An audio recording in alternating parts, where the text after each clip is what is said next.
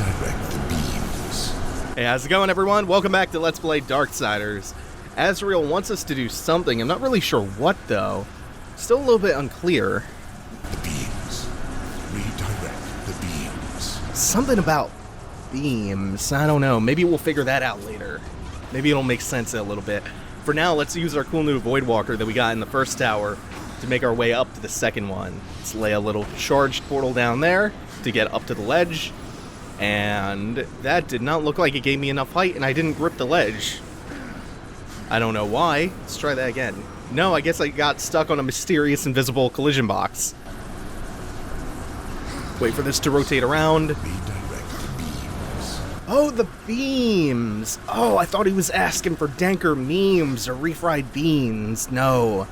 Oh, he wants us to redirect the beams. Let's get out of here before he can talk about the beams again. He really, really wants us to redirect those beams. So this is the metal-ass elevator that's going to take us up to the second tower of the Black Throne. It's very pretty purple lighting.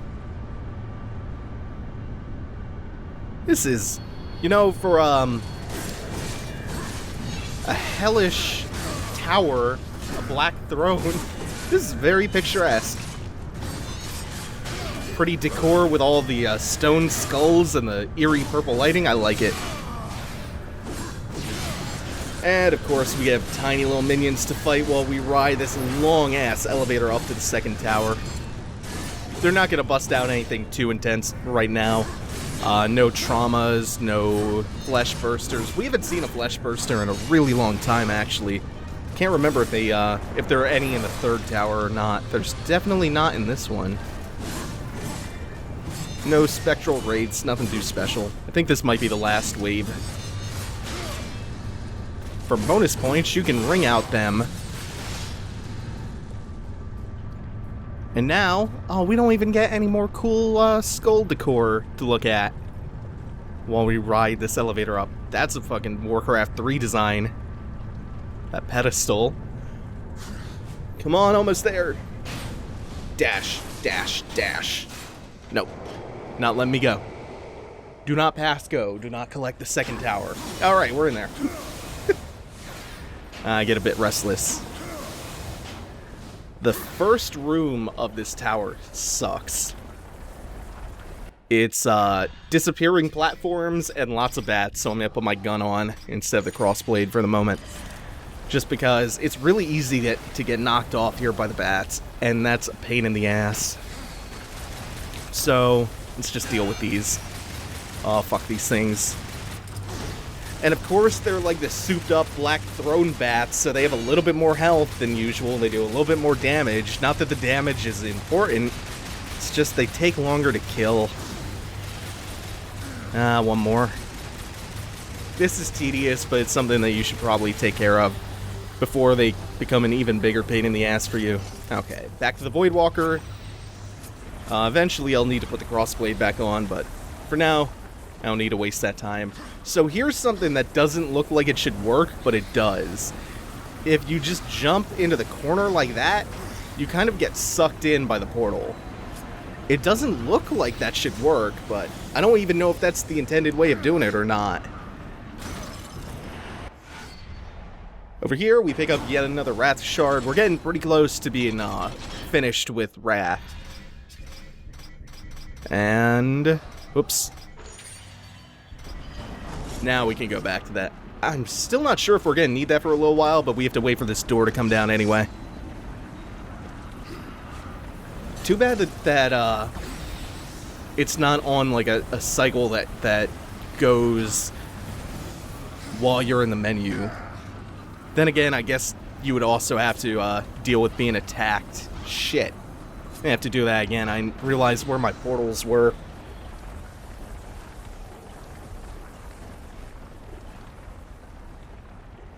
Oh, come on. These take forever to reform. And then you just jump with the confidence that they'll be there for you. I think if you follow them around long enough, they eventually create a smoother path to that portal. But you can just jump it.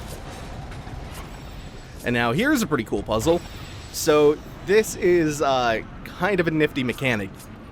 You could shoot portals through other portals. So what this allows us to do, if I've set this up right, is I can jump through this one and end up on the complete opposite side of this big open gap. I think that's a really clever use of this Voidwalker. Now we have a couple more serious enemies, so it's time for Affliction to come out. Won't even waste time. And it's gone to the one I wanted to go to. Sometimes this thing has a mind of its own. Sometimes it triggers based on proximity. So, if there are a bunch of smaller enemies around and you wanted to take down a big enemy, sometimes you just have to get lucky. Yeah, there's a Spectral Wraith that just came out. So, pretty sure I can finish this guy off before she does anything. Yep. Okay, now let's juggle her. Boom, boom, boom. And up again. Not sure if that guy hit me. Didn't knock me out of the animation, which is good. You can trigger that stinger so long after the dash completes. It's actually a little bit annoying. Oops. I wish you could air grab them. You have to wait for them to get to a grounded state before you can grab them to execute. And we have one more of you guys. Should be the last one. There are plenty of Wrath refills around here, so you can kind of just go nuts with the Wrath usage.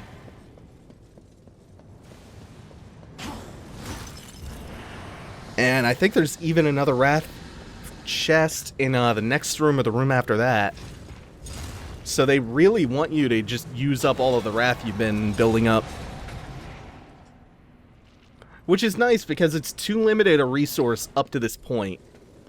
Especially if you're not finding, like, every single chest. Because I could come in here with, like...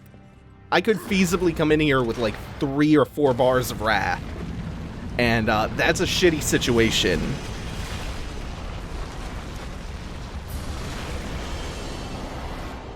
So in that chest that was clearly a trap, we got a key, and now the floor is falling around us, and we've spawned a bunch of enemies in. We haven't seen these guys since the Hollow, I think. If I'm careful... Yeah, no, he didn't fall in. Oh, I think he pushed himself in when he started an attack animation, though. I saw him right at the lip of that hole. Alright, we'll release some more Affliction. God, that is a cool effect. Handy, too. You don't get the invincibility that you do with Blade Geyser, which is still why I prefer Blade Geyser, especially in the early game, but the damage on Affliction you cannot beat. Especially the one target at a time, it's quite good. I don't even think I have it fully upgraded yet, either. It's something I'll have to do after I get out of the Black Throne. Because there is no Vulgrim location in here. We have to use the portal that Samael set up to get back and forth from the overworld to the Black Throne if we want to come back here. Now, this is a puzzle that, I have to say, it tripped me up a lot when I first got here, because it gives you 2 of these rad-looking blocks to push, but you only need 1. The other one is totally useless. So just focus on using the 1 block. And we want to set this one up here against the stained glass where the void portal is going to go. And then we want to use the other one to get up to... This is either the highest or the second highest one. We want to get up to that one, come over to the top of the next one down, and then remove that portal and place it on the one next to the block we set up earlier, because it has that, remember, it has that kind of suction effect. So you can place it against a wall and it'll get sucked in. So that weighs the other cage down. And then all we have to do is get rid of it so that the weight goes away. So we get rid of the block. Now that there's nothing weighing it down, it goes back up. This brings us up to the second floor. We're going to have to do a similar puzzle when we return here, because remember, every time we backtrack through the rooms in the towers, we have to do it with a light reflecting puzzle.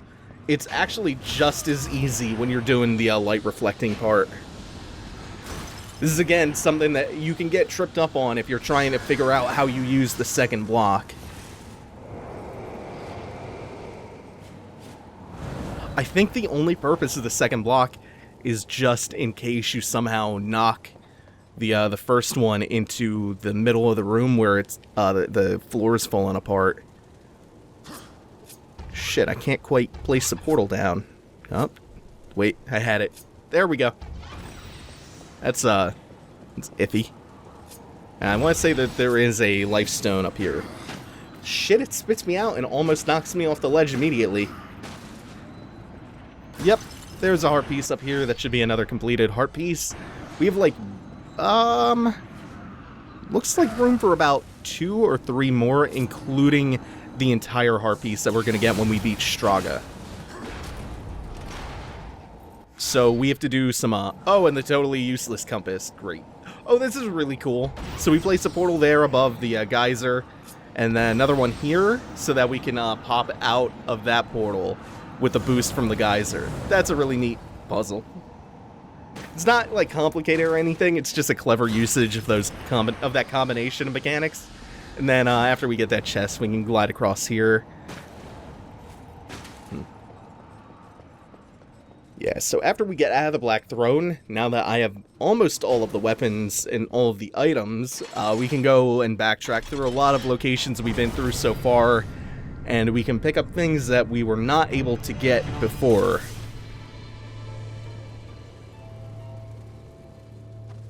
And this marks about the halfway point of the second tower, so you know what that means, it's time to fight the mini-boss again. Each time you fight this mini-boss, there's a slight difference in the fight. It's slightly harder than before. This time you can see the difference is that the stained glass is covered up with a big steel grate. So we have to wait for him to use that attack to smash the grate, and then if you want, you can get him to smash the other one, but you don't actually need to, because they're so big that you can place 2 portals down. So you only have to get him to smash one of those grates, and then it's the same as before.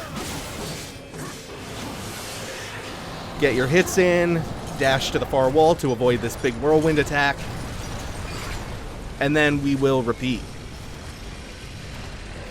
He's next to this one, so let's see if I can just get him to smash this. No, he tracks so far. I don't think if I put any down, I can make it over to him. I'm gonna charge both of them up just in case. I think he's too far away for me to be able to drift to him. Shit. He takes so long to pull his chain out of, his flail out of the ground. And get his fat, lumbering ass over here. Come on, you know you want to attack me. Do something. That's fine. Oops. Come on, I should be able to... Okay. Sometimes you can, like, catch on to the top of his head like it's a ledge. Sometimes you'll just get the prompt if you're, like, up in his face. Okay, same deal. Get to the wall, avoid the whirlwind, and we just do that one more time, and we're done. Okay, I'm not making the same mistake twice of baiting an attack out over there.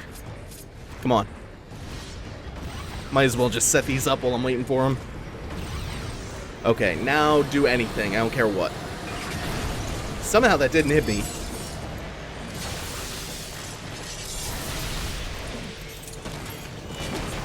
And this will be the last one. Just waiting for the B prompt to show up. Cool. So yeah, the fight will have a slight wrinkle to it every time you do it, but it's mostly the same every time. It doesn't really change the fight in a novel way. So you're mostly just stuck repeating the same mini-boss 3 times. But that's 2 down, 1 to go. We'll make our way back across the second tower, which has been mostly vertical. An element which wasn't too apparent in the first tower, but they really use the verticality of this tower in a kind of neat way. And then we have some proper light reflecting puzzles this time. We have actual mirrors that we have to reflect this across in Tower 2. But that doesn't actually complicate things that much. Like you see right there, we just use the crossblade to hit all three at once. Just paint all three targets, that moves them into the correct positions. And then it's down to the next room, which should have been the room with the weighted blocks. You'll see what I mean in a second when I say it's not actually that hard. So you have to identify which one is the highest, because the highest, I think, has the mirror that you need. And then we do pretty much the same thing as before. I'm going to put this one in position as close to the wall as I can get it, so that I'll get sucked in by a portal. And then I will get myself up to... Let's see, I think I want to get up to that one. That should be the highest. Yeah, it has a mirror on it. You don't want to move the second highest one. The second highest one also has a mirror on it, but that one is already in the position that it needs to be in. So we want to get onto the roof of that one, I think. Yeah, we want to get onto the roof of this one, and then I'm going to erase the portal that I just placed down. And I'm going to place it on the ceiling of the highest... Oh, wait, no, I already have that one. So I need to place it next to the block. So the block gets onto this and weighs it down. Then the last thing we need to do, because it'll be in position when we weigh this cage down, we just need to climb up on the roof of it so that we can get a vantage point on the little stained glass that the beam is currently going into and place the portal down. And then everything should be in position. Bam. That one, again, it can be tricky if you're trying to look for a use for that second block. I know it took me a while my first time through this dungeon, just because I was like racking my brain trying to find what I was supposed to do with that second block.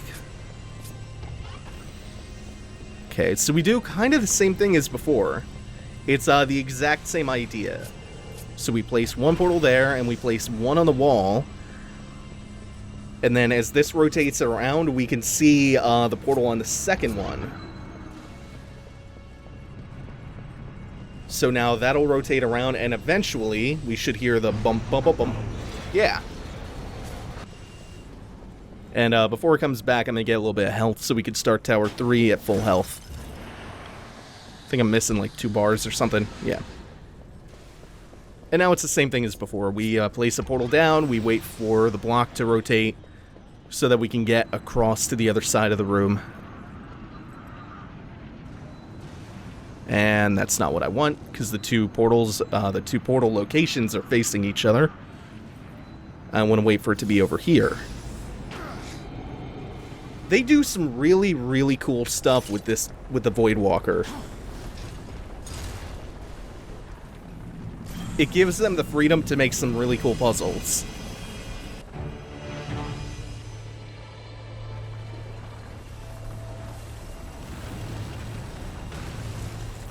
I think Tower 3 is some of the most interesting.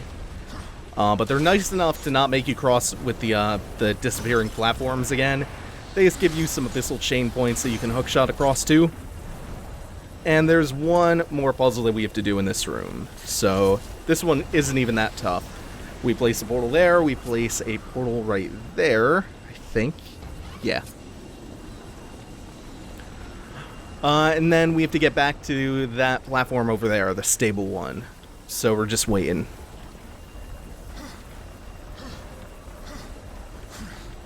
Waiting a while at that.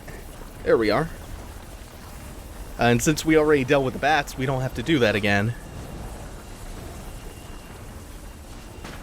So we just get up on here, and all of those mirrors that just formed up when we re-entered the room, when we backtracked through, we're just hitting all of those. There's no order that you actually have to hit them in. Just hit them all as quick as possible. Creates the big W, and carries the beam across to the elevator. So now it's just a matter of getting back across, which... How am I going to do this? I guess I will try to reach the abyssal... Oh, no, hey. Nope. Oh well, abyssal chain go. Oh shit, I didn't have it out. Whoops. Maybe it'll just place me over there since I fell into the abyss. Nope. Oh. Come on. Maybe it'll reach. Come on. No. Oh, okay. Okay. I have to wait for the thing to form. Maybe not that long. This was a bad plan. Nope, it was a good plan. It was a good plan disguised as a shitty one.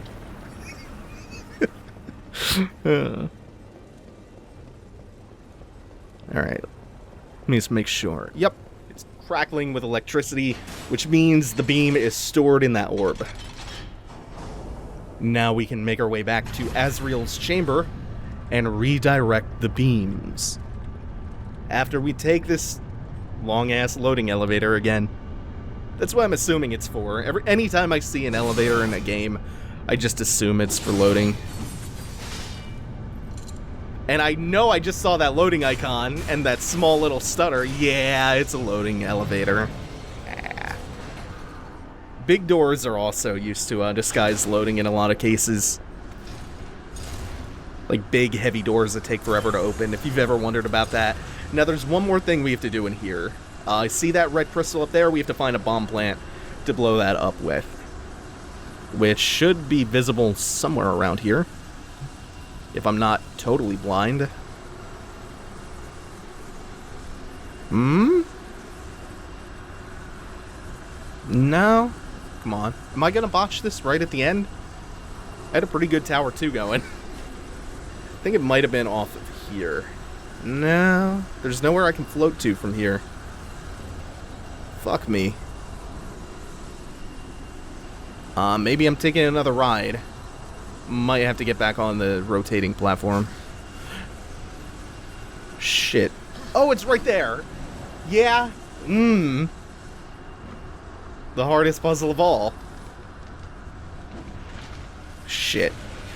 Now the problem is I'm gonna have to wait for it to come back around again, because there is a place to place the portal down that we on the surface that we just blew the crystals up on. So there's a lot of waiting here. Oh no. No! Come on. Now if I'm fast enough, I can get it down to there, and I was too slow, so now I have to wait for this to make like a full revolution again.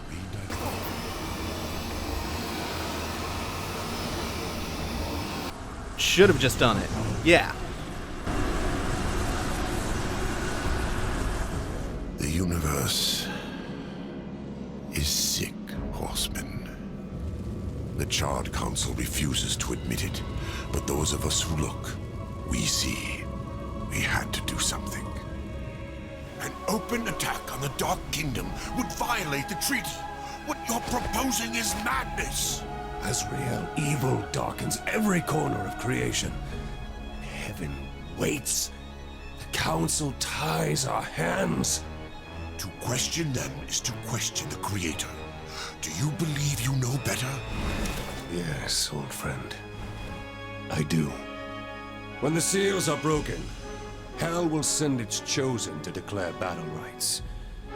Their leaders will be gathered in one place, and there we will sever the head of the beast.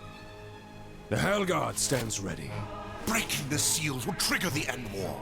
The kingdom of man is not yet strong enough. Earth will be destroyed. There will be no war, Azrael.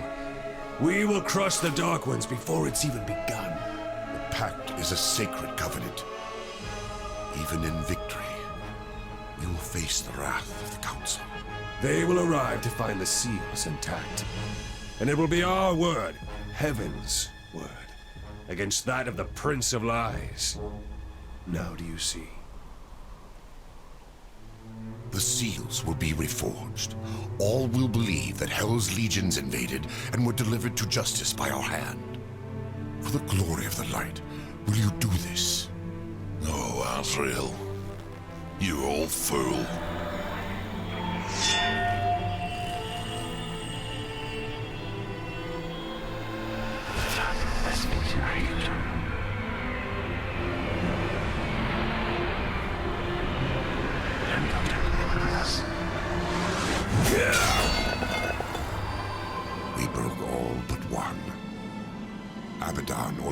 original seal not be harmed. He protected it himself. Are you certain? Without question. We dared not involve the horsemen.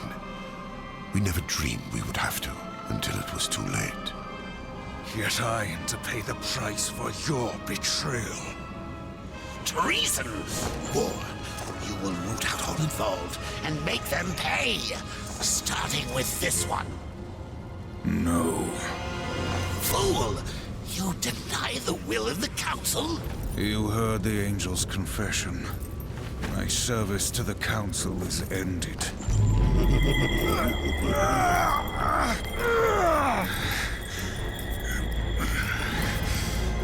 We made you. We owe. Not done until you find the Destroyer and shut him down. Balance, remember? Get up.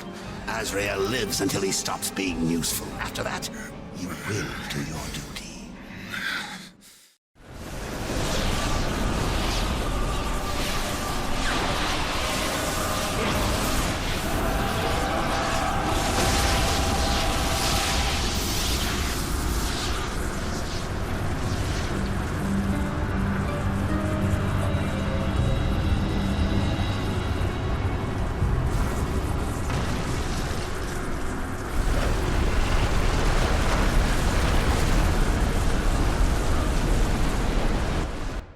That was a lot that we just learned in that big expository cutscene. We will talk about all of that next time. For now, thanks for watching, everyone. Take it easy. Have a good one.